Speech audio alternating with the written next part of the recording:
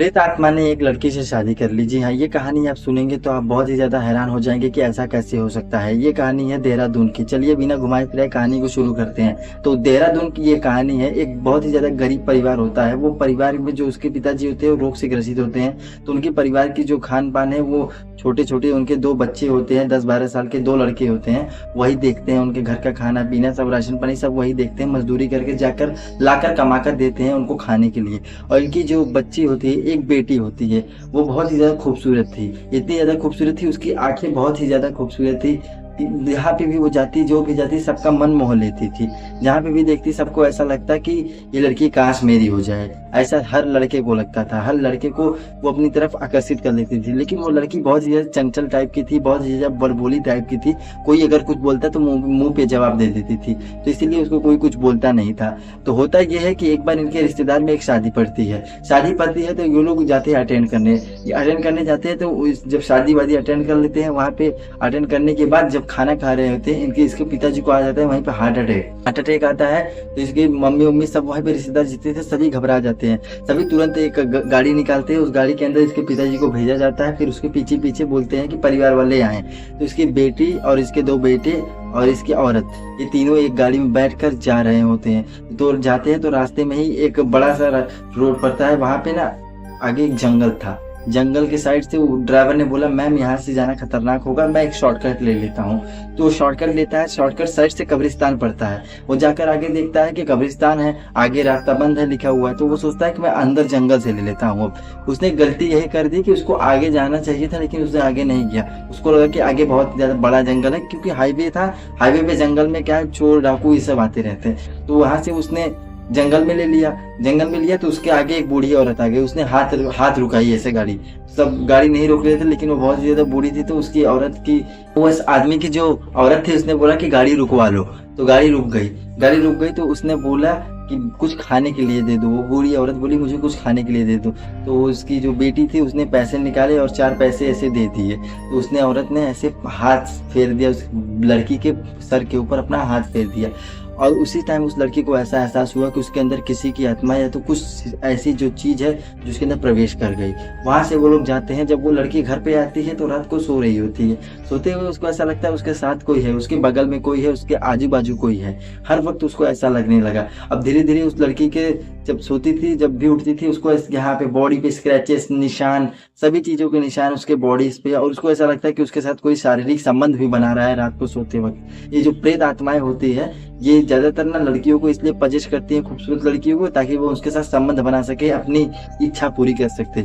जो जीते जी ना हो सके वो मरते वक्त तो पूरी कर सके। तो इसके बाद ये होता है कि ये लड़की धीरे धीरे चिड़चिड़ापन हो जाती है। जितना ज्यादा चंचल थी उतनी ज्यादा शांत होना शुरू कर देती है। इसका हाव भाव धीरे धीरे बदलने लगता है। तो एक बार की बात होती है, रात को सब सो रहे होते हैं इसके घर में, और इस लड़की के कमरे में से एक लड़के की आवाज आने लगती है, बोलने की, बात करने की आवाज। तो इसके पापा को प्यास लगती है तो ये उठते हैं पानी पीने। वहां पे क्या, इतने ज्यादा गरीब परिवार के थे, उनके घर में फ्रिज नहीं था, मटका था।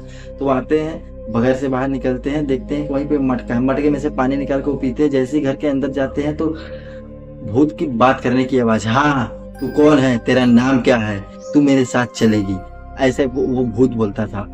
और उस लड़की को अपने वश में कर लिया था एकदम से। उसके पिताजी को लगा कि ये मेरे अलावा यहाँ पे आदमी और कौन आ गया है। वो तुरंत जाता है लड़की के कमरे में। लड़की का कमरा लॉक था, खुल नहीं रहा था। वो लड़की के कमरे में एक होल होता है, उस होल के अंदर से आंख ऐसे डाल के देखते हैं, आजू बाजू चारों तरफ कोई नहीं था। जब देखे उन्होंने कोई नहीं था तो उन्होंने सोचा ये आवाज आ कहाँ से रही है। तो उन्होंने शीशे की तरफ देखा, उसकी बेटी बैठ के श्रृंगार कर रही है। तो श्रृंगार कर रही है, लेकिन उसके पास है कौन जो ये कर रहा है। उस ऐसे शीशे की तरफ देख रहे हैं वो, और श्रृंगार कर रही है और वो बात भी कर रही है। तो उन्होंने धीरे से शीशे में देखा तो एक काली परछाई थी। वहीं पे वो समझ गया कि बस करो, लफड़ा यहीं पे है।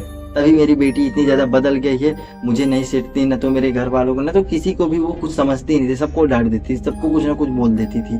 तब उसके पापा जी सुबह उठे, जैसे ही वो लड़की उठी वैसे ही उन्होंने तुरंत उस लड़की को पकड़ा और बोले चलो बेटी मेरे साथ, हम घूमने चल रहे हैं। तो वो बोली चलिए ठीक है। उन्होंने एक साधु संत जो था तांत्रिक, उसके साथ वहाँ पे मीटिंग पहले से अरेंज कर दी थी कि हाँ हम अपनी बेटी को लेकर आएंगे। उसी रात उन्होंने मीटिंग अरेंज कर दी थी। तो जब वो लड़की गई वहाँ पे, जैसे ही उसने कदम रखा वैसे ही उसकी जो रूह आत्मा थी वो तड़पने लगी, चिल्लाने लगी कि नहीं मुझे यहाँ से ले चलो, मैं यहाँ नहीं रहूँगी। वो तुरंत अपने असली रूप में आ गई। वहाँ सब के सब डर गए। जो बाबा था उसको वो आत्मा धमकी देने लगी, मैं तेरा पूरा वंश मिटा दूंगी अगर तू मुझे नहीं जाने दिया तो। वो बाबा डर गया। बाबा बोला कि ये मेरे बस में नहीं है, मैं नहीं जान सकती ये कौन है लड़की, ये कहाँ की आत्मा है, मुझे कुछ नहीं पता है। वो तुरंत बाबा हाथ जोड़ लिया, वो तुरंत बोला कि यहाँ से मेरे दरबार से आप लोग चले जाइए। शायद से वो कोई ढोंगी बाबा हो गया या तो क्या होगा कुछ पता नहीं है। तो उसके घर वाले तुरंत उसको कार में बिठा के फिर लेके चले जाते हैं। उसके घर वाले बहुत ही ज्यादा परेशान हो जाते हैं कि अब क्या होगा, अब मेरी बेटी के साथ होगा क्या, अब हम क्या कर सकते हैं, हमारे साथ ये जो इतनी सारी कहानियां इंसिडेंट्स हो रहे हैं, अब हम करें तो करें क्या।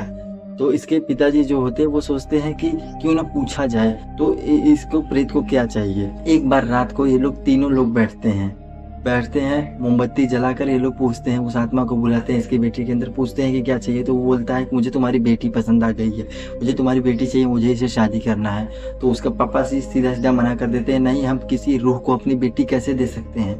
तो वो बोलता है कि नहीं मैं लेकर जाऊंगा, इसकी आधी आत्मा तो मेरी हो गई है, इसका शरीर मेरा हो गया, बस इसकी आत्मा मेरा होना बाकी है। तो वो वहीं पे तड़प के रोने लगते हैं। और वहीं पे जो प्रेत आत्मा जो होती है वहीं पे अपना खेल दिखाना शुरू कर देती है। पता नहीं क्या जादू करती है कि उसके पिताजी की ऑन द स्पॉट वहीं पे डेथ हो जाती है रोते रोते। उसकी मम्मी जो थी वो भी वहीं पे खत्म हो जाती है। वहाँ मम्मी पापा इसके 2 भाई जो थे वहीं पे थे। वो दोनों भाई डर के नाते चले गए घर के बाहर और उस घर में आज तक वापस नहीं आए। इसके मम्मी पापा का वहीं डेथ हो गया। सुबह पुलिस आई देखी और ये जो लड़की थी वो तुरंत वहां से गायब हो गई। पता नहीं कहाँ गायब हो गई, कब गायब हो गई। उसके कुछ साल बाद खबर आती है कि हाँ एक लड़की की लाश पाई गई है एक नदी के किनारे। तो देखते हैं उस लड़की के मांग में सिंदूर था और वो यही लड़की थी। लेकिन यार इस कहानी का ये सेंस बन गया कि मतलब जब उसने अपने बच्चों को भगा दिया, उसने अपने भाइयों को भगा दिया, अपने मम्मी पापा को मार डाला, तो वहां से गायब क्यों हो गई। उसने अपने भाइयों को जब भगा दिया वहां से, वो डर के भाग गए, इसके मम्मी पापा मर गए, तो वहां से गायब क्यों। क्या उसको पहले से पता था या फिर उस आत्मा ने इसके साथ कुछ खेल करना चाहता था, इसके साथ शादी करना चाहता था। क्योंकि लड़की के मांग में सिंदूर भरा गया था। इस लड़की की शादी भी किसी से नहीं हुई थी, सिंदूर भी था। इसका मतलब शायद इस प्रेत ने शादी करके अपनी दुनिया में लेकर चले गया था। और इसके माँ बाप का जो रूह आत्मा थी उसका अंतिम संस्कार इसके पड़ोसी वालों ने किया। और ये कहानी पूरी की पूरी इंटरनेट के माध्यम से मुझे मिली है। आपको ये कहानी कैसी लगी मुझे कमेंट सेक्शन में अपनी राय जरूर बताइए। और आपके पास भी कुछ ऐसी डराने देने वाली और दिल दहला देने वाली कोई कहानी है तो मुझे कमेंट करके बताइए। और हो सकता है नेक्स्ट वीडियो आपके ऊपर ही हो, इसके लिए सब्सक्राइब करें, हॉरर अमन को लाइक करें।